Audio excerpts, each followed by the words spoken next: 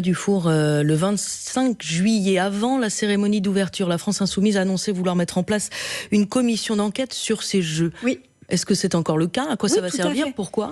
Alors, parce que justement, si tous les Françaises et les Français sont heureux de voir les Jeux, sont heureux de profiter du sport, ils sont pas, c'est pas des girouettes et c'est pas des imbéciles. Et je pense qu'ils apprécient assez peu le fait que sous couvert de la grande fête des Jeux, on essaye de leur faire avaler un peu tout et n'importe quoi politiquement. Et ben typiquement, on se pose la question sur la rentabilité de ces Jeux pour l'économie nationale, sur des investissements colossaux qui ont été réalisés notamment par exemple pour rendre la Seine baignable, et ça n'a échappé à personne qu'elle ne l'est qu'à moitié, qu'il y a des triathlètes qui ont été contaminés. Ça choque les gens. Pas sûr. Alors, il n'y a pas de triathlètes contaminés officiellement. Pour l'instant, voilà, on a des doutes. Et oui, absolument. Selon le CIO, les analyses de la Seine étaient bonnes ce matin.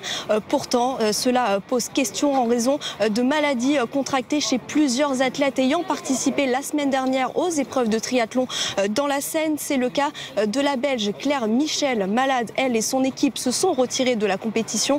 L'athlète suisse Adrien Briffon n'a pas participé non plus aux épreuves de ce matin. Il est atteint d'une infection gastro-intestinale et des maladies donc qui se succèdent et des entraînements comme ceux de natation annulés à la dernière minute en raison de la mauvaise qualité de l'eau. Et en tout cas, ce qui choque les gens, c'est que dépenser 1,5 milliard d'euros pour rendre la Seine baignable alors qu'on a des problèmes d'accès à l'eau potable dans les territoires d'outre-mer, c'est des choses qui ont choqué. Expulser des étudiants à l'appel, expulser des personnes en précarité de logement, si, mais sans doute, mais en tout cas, les choix devront être mesurés par rapport à l'efficacité de l'argent public qui a été investi. Il y a beaucoup de choses qui posent problème dans ces Jeux et ça n'enlève en rien le plaisir du sport et le plaisir de la compétition sportive. C'est deux choses très différentes. C'est précisément ce que vous écrivez dans l'appel et dans l'annonce de cette commission d'enquête populaire. Vous dites ça n'a plus rien à voir avec la cohésion et le plaisir du sport. Depuis 10 jours, on la voit, la cohésion et le plaisir du sport. Bien sûr, mais attendez, pour les habitants de la Seine-Saint-Denis qui, pendant des mois, ont vu des travaux colossaux, des piscines gigantesques se construire dans leur territoire, alors qu'ils sont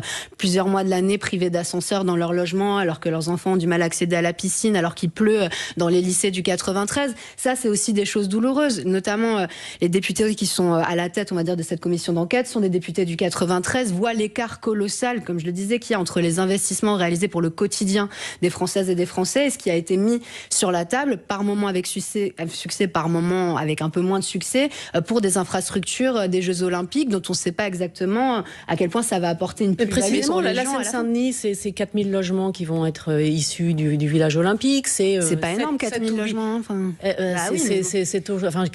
Chaque année, il y en a 10 000. C'est 4 000 d'un coup. Alors, c'est sans doute pas assez, mais c'est 7 piscines, je crois, dans un département où plus d'un gamin sur deux en Quand je vous dis, je pense que ce qui pose aussi problème dans cette année, c'est qu'il pleut dans des lycées, c'est qu'il y a dans des HLM des problèmes d'ascenseurs, des problèmes d'insalubrité colossaux dans les logements sociaux. C'est des problèmes d'infrastructures du quotidien qui seront pas forcément résolus par les infrastructures sportives, même si elles sont quand même bienvenues en partie. Mais c'est ça que je veux dire. On est censé être à l'euro près en termes d'argent public, on est censé contrôler la dépense publique, et là, on a une dépense absolument colossale, des rallonges budgétaires qui sont décidées sans vraiment contrôle démocratique et sans contrôle de ce qui va rentrer à la fin, in fine, dans les caisses de l'État. Donc c'est tout à fait normal que les parlementaires aient un droit de regard, et à travers nous, le peuple français, sur comment on utilise l'argent public en France. Mais elle entendra qui, cette commission d'enquête, par exemple ?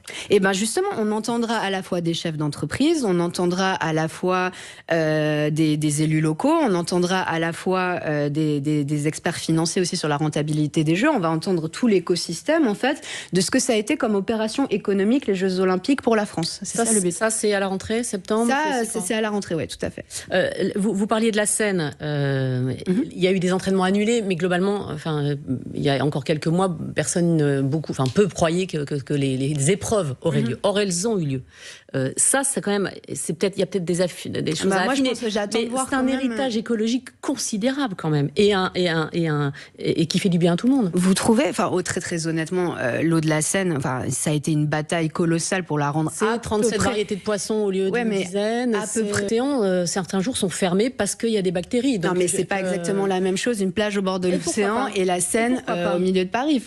De toute manière, je pense que très sincèrement, tout le monde a conscience que c'est une gageure. Tout le monde a conscience que ça ne restera pas baignable, que les gens malheureusement dans un an ne passeront pas leur été à se baigner dans la Seine. Oui, mais rendez-vous dans un an. Rendez-vous dans un an. Alma Dufour. Et je pense encore une fois, et si ça doit nous coûter à chaque fois 1,5 milliard d'euros par an, qu'il faut peut-être renoncer. Pas par an, mais pour les autres fleuves. Et peut-être que la question se pose effectivement de comment le financer, mais vous tout à fait, mais c'est pas du tout une priorité. Pour moi, c'est pas du tout une priorité par rapport aux investissements dans la transition écologique qu'il y a à réaliser. Là, on parle de maisons qui peuvent être inondées, on parle d'usines Céveso situées en bord de Seine, on parle aussi de territoires où il y a plus d'eau. À l'inverse, là, on parle, comme je vous le disais, les territoires d'outre-mer. Là, on parle d'enjeux beaucoup plus vitaux pour les Françaises et les Français.